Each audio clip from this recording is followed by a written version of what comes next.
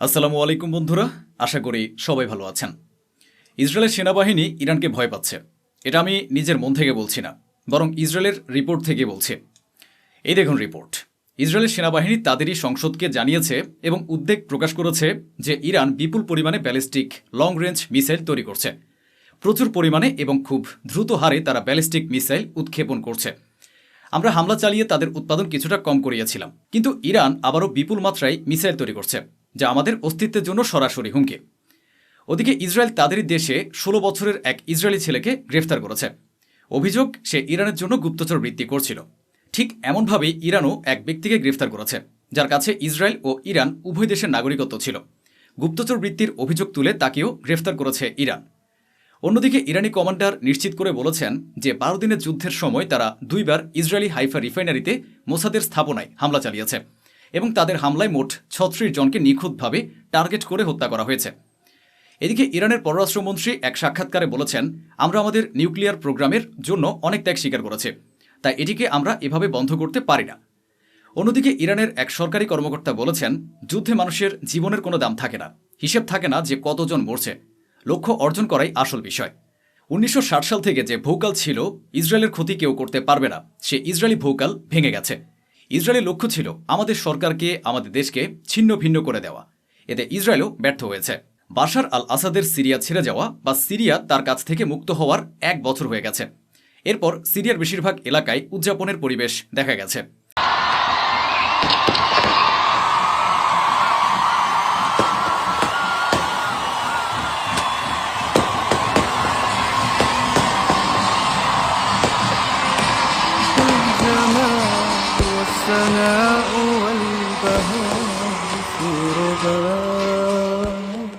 ওই সময় সিরিয়ার প্রেসিডেন্ট জোলানি উমাইয়া মসজিদে সম্পূর্ণ সামরিক পোশাকে ১ বছর পূর্তি উপলক্ষে মসজিদের মিম্বরে দাঁড়িয়ে বক্তৃতা করেছেন।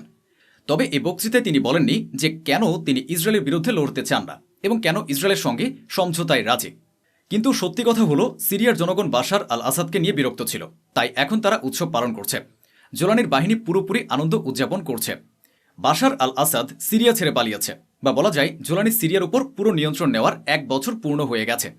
এই ১ বছর পূর্তি উপলক্ষে জোলানির বাহিনী সিরিয়ায় সামরিক কুচকা আওয়াজও করেছে।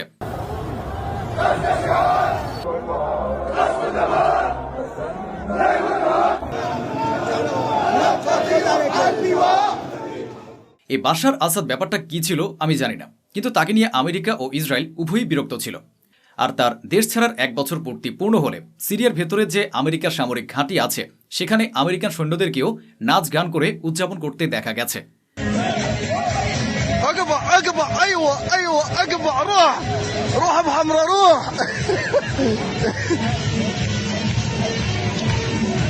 اقبع بشقره روح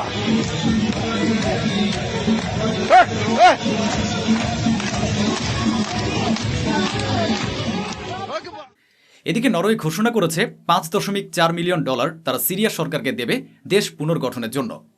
অন্যদিকে আমেরিকা সিরিয়ার সামনে শর্ত রেখেছে, বলেছে আমরা আপনাদের নিষেধাজ্ঞায় যে ছাড় দিতে যাচ্ছি সেটা আমরা তখনই দেব যখন আপনারা লিখিতভাবে গ্যারান্টি দেবেন যে আপনারা প্রতিবেশী দেশ ইসরায়েলের জন্য কোনো হুমকি হবেন না।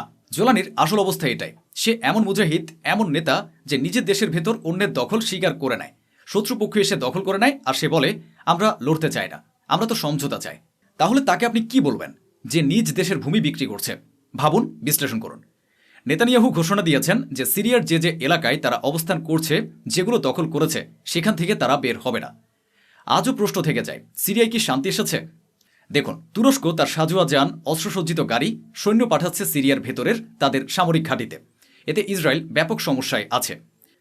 ওদিকে ইউরোপীয় ইউনিয়নের একটি প্রতিনিধি দল লেবাননে গিয়ে সরকারকে চাপ দিয়েছে, হিজবুল্লাহকে নিরস্ত্র করুন, তাহলে আমরা আপনাদের সেনাবাহিনীকে আরও শক্তিশালী করব, সহায়তা বাড়াবো। এরপর ইরানকে লেবাননের পার্লামেন্ট স্পিকার বলেছেন, আপনারা হিজবুল্লাহকে বলুন তারা যেন অস্ত্র সমর্পণ করে। ইসরায়েলের সবচেয়ে বড় অস্ত্র নির্মাণকারী প্রতিষ্ঠান ইলবিট এর বিরুদ্ধে দুর্নীতির অভিযোগ উঠেছে।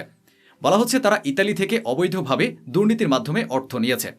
এরপর যখন বিষয়টি প্রকাশ্যে আসে, ন্যাটো ইলবিট কোম্পানিকে নিষিদ্ধ করেছে। ঘোষণা দেওয়া হয়েছে এখন থেকে ন্যাটো এই কোম্পানির মাধ্যমে কোনো অস্ত্র কিনবে না। ওদিকে ওয়েস্ট ব্যাংকে ইউএনআরডব্লিউ এর ভবন দখল করে নিয়েছে ইসরায়েল।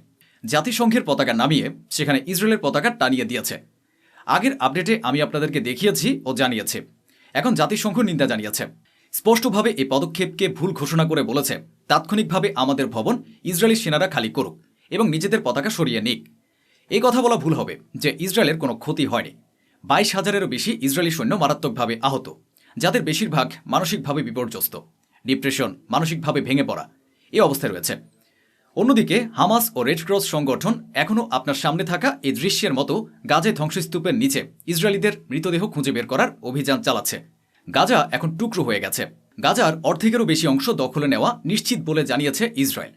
আইডিএফের সেনারা এবং কমান্ডাররা বলেছেন যে হলুদ লাইন আমরা এঁকেছি, সেটি এখন গাজার বর্ডার, বাকি এলাকা এখন আমাদের। ওদিকে ইতালিও ভাবছে গাজায় সৈন্য মোতায়েন করা যায় কিনা। এদিকে নেতানিয়াহু ও ডোনাল্ড ট্রাম্পের সাক্ষাৎ এখন চূড়ান্ত। 29 ডিসেম্বর নেতানিয়াহু আমেরিকা যাবে এবং ট্রাম্পের সঙ্গে বৈঠক করবে। ওদিকে ইসরায়েলের বিরুদ্ধে ফিলিস্তিনের সমর্থনে কানাডায় বিক্ষোভ বেড়ে গেছে। Hey, hey! Oh, oh! Il faut sortir François Legault! Legault, casse-toi, la Palestine n'est pas à toi! Legault, casse-toi, la Palestine n'est pas à toi! Costa Rica একটি ছোট্ট আমেরিকান প্রভাবাধীন দেশ। কোস্টারিকা ও ইসরায়েল ফ্রি ট্রেড চুক্তিতে সই করেছে। অন্যদিকে যুদ্ধের গণহত্যার সময়ে যেই বলিভিয়া ইসরায়েলের সঙ্গে সম্পর্ক ছিন্ন করেছিল, এখন সেই বলিভিয়া আবার সম্পর্ক ঠিক করেছে। এদিকে ইসরায়েল দ্বিতীয়বার ভারতের কাছে বলেছে হামাসকে ভারতের সন্ত্রাসী তালিকায় অন্তর্ভুক্ত করতে। সঙ্গে গল্প জুড়ে দিয়েছে যে হামাসের সঙ্গে পাকিস্তানি জঙ্গি সংগঠন ও তেহরিকি তালিবান পাকিস্তান সহ অন্য জঙ্গি গোষ্ঠীর সংযোগ আছে। ফিলিস্তিনে আরেকটি গাদ্দার গ্রুপ আছে, ভিডিও আপনাদের সামনে। এই গাদ্দার ফিলিস্তিনি গ্রুপের নাম পপুলার ডিফেন্স ফোর্স। ইসরায়েলি অস্ত্রগুলো তাদের কাছেই আছে। এরা সবাই মুসলিম, কিন্তু ইসরায়েল সমর্থক হয়ে গেছে, বিশ্বাসঘাতক হয়ে গেছে। এরা হামাসকে হুমকি দিচ্ছে। ওদিকে আমেরিকার একজন কমান্ডার ইসরায়েলের উপর প্রচণ্ড ক্ষুব্ধ হয়েছে। গাজার সীমান্তে নজরদারি করার জন্য আমেরিকা ও ইসরায়েল সেখানে একটি যৌথ ঘাঁটি তৈরি করেছে এবং সেখানে হাজার হাজার আমেরিকান সেনা মোতায়েন আছে। ইসরায়েল সেখানে ক্যামেরা বসিয়ে আমেরিকার সেনাবাহিনীরই নজরদারি শুরু করে। গাজার সীমান্তের সেই ঘাঁটিতে থাকা আমেরিকান কমান্ডাররা যখন ঘটনাটি জানতে পারে, তখন সে প্রচণ্ড ক্ষিপ্ত হয়ে ওঠে এবং ইসরায়েলকে ধমক দিয়ে বলে, আমাদের রেকর্ড করা বন্ধ করুন, এটা ঠিক কাজ না। ইসরায়েলের ইমেজ কতটা ক্ষতিগ্রস্ত হয়েছে সেটা এখন বলার প্রয়োজন নেই। ইসরায়েল ইতিমধ্যে ইমেজ ঠিক করতে, ক্ষতি পুষিয়ে নিতে এবং নিজের ভাবমূর্তি পুনরুদ্ধারের জন্য বিপুল টাকা খরচ করেছে, প্রচারণা বাড়ানোর জন্য কাজ করছে। কারণ এখন আমেরিকার নতুন প্রজন্ম জেন জেড ইসরায়েলকে আর সমর্থন করে না। এটা দেখে ইসরায়েল অস্থির হয়ে গেছে। 100-এরও বেশি আমেরিকান যাজককে ইসরায়েল তার দেশে ডেকেছে। উদ্দেশ্য তাদের বোঝানো, আপ্যায়ন করা, টাকা দিয়ে খুশি করা। ইসরায়েলে ভ্রমণের পরে সেই যাজকরা নিজেদের দেশের নিজস্ব চার্চে গিয়ে ধর্মীয় ভাষণে ইসরায়েলের প্রশংসা করবে এবং ইসরায়েলের ইমেজ আবার ঠিক করে দেবে। একটি বড় আপডেট এসেছে। হামাস জানিয়েছে তারা আগামী 10 বছরের জন্য অস্ত্র নামিয়ে রাখতে রাজি, কিন্তু তাদের শর্ত একটাই, ইসরায়েলকে সম্পূর্ণভাবে গাজা থেকে বের হয়ে যেতে হবে। ইসরায়েলের সমর্থনে থাকা দেশগুলো তাদের মতো নিষ্ঠুর আচরণ করছে। জার্মানির অভ্যন্তরে ফিলিস্তিনপন্থী জার্মানিদের দেখুন। জার্মান পুলিশ তাদের মারধর করে গ্রেফতার করছে। জুলুমের সীমা নেই। একটি দেশ সম্পূর্ণ ধ্বংস করে দেওয়া হয়েছে। দেখুন পূর্বের অবস্থা এবং এরপর বর্তমান অবস্থা। আগে যেখানে জনবসতি ছিল, এখন সেখানে কোনো মানুষ নেই। বাড়িঘর ধ্বংস, মাটি সমান। এমনভাবে ধ্বংস করা হয়েছে যে মাটি সমান করায় মাটির উপর আর কোনো ধ্বংসস্তূপ নেই। কারণ ইসরায়েল সব ধ্বংসাবশেষ পরিষ্কার করে ফেলেছে। পুরো জমি প্রস্তুত আমেরিকার হাতে তুলে দেওয়ার জন্য। আরেকটি ভিডিও দেখুন। আমেরিকার রাষ্ট্রদূত ইসরায়েলে পৌঁছেছে। নেতানিয়াহুর সঙ্গে তার সাক্ষাৎ হয়েছে। বিশ্বাস করুন, গাজে যা কিছু ঘটছে সব কিছুই আমেরিকা ও ইসরায়েলের যোগ সাজসে হচ্ছে। ওদিকে ইসরায়েলের পার্লামেন্টে আলোচনা হচ্ছে যে যেসব ফিলিস্তিনিকে তারা গ্রেফতার করছে তাদেরকে ফাঁসি দেওয়া হবে। এজন্য বিশেষভাবে বেন গাভিরের গ্রুপ, বেন গাভির সরকারের লোকজন আদালতে ফাঁসির দড়ির মতো ব্যাচ পরে এসেছে। তারা দাবি করেছে ফিলিস্তিনের ফাঁসি দিতে হবে। এটা অত্যন্ত ভয়ঙ্কর আইন। যে কোনো ফিলিস্তিনি যদি ধরা পড়ে এবং জেলে যায়, তাহলে তাকে সরাসরি মৃত্যুদণ্ড দেওয়া হবে। এ কথা সম্পূর্ণ বেআইনি এবং অযৌক্তিক। এই আলোচনার সময় একজন শিক্ষিত ইসরায়েলি অধ্যাপক এর বিরোধিতা করে বলেন, এতে ইসরায়েলের ভাবমূর্তি আরও খারাপ হবে যদি এটা চালু করা হয়। তার কথায় তখন বেন গাভির খেপে যায়। আপনারা যে ভিডিওটি দেখছেন এটা সেই বিতর্কের ভিডিও, যেখানে বেন গাভির সেই অধ্যাপককে বলছে, আমি তোমার ক্যারিয়ার শেষ করে দেব, তোমার প্রফেসর ডিগ্রি অর্থহীন করে দেব, তোমাকে খতিয়ে দেখতে হবে কে তোমাকে ফান্ড করছে এবং তুমি কার হয়ে কাজ করছো। এদিকে ইসরায়েলের বোমাবর্ষণ ফিলিস্তিনিদের উপর অব্যাহত। গাজায় বোমার আঘাতে নতুন করে আরও 5 জন ফিলিস্তিনি নিহত হয়েছে। বিশ্বের সকল মুসলমানদের জন্য দোয়া করুন, ফিলিস্তিন গাজার জন্য দোয়া করুন, যেন পৃথিবীতে শান্তি আসে, নিরাপত্তা আসে, মুসলমানদের মধ্যে ঐক্য সৃষ্টি হয়। তো বন্ধুরা, এই ছিল আজকের আয়োজন, যা স্বচ্ছভাবে আপনাদের সামনে তুলে ধরা হলো। আশা করি আমাদের এই প্রচেষ্টা আপনাদের ভালো লেগেছে। অসংখ্য ধন্যবাদ। সুস্থ থাকুন, ভালো থাকুন।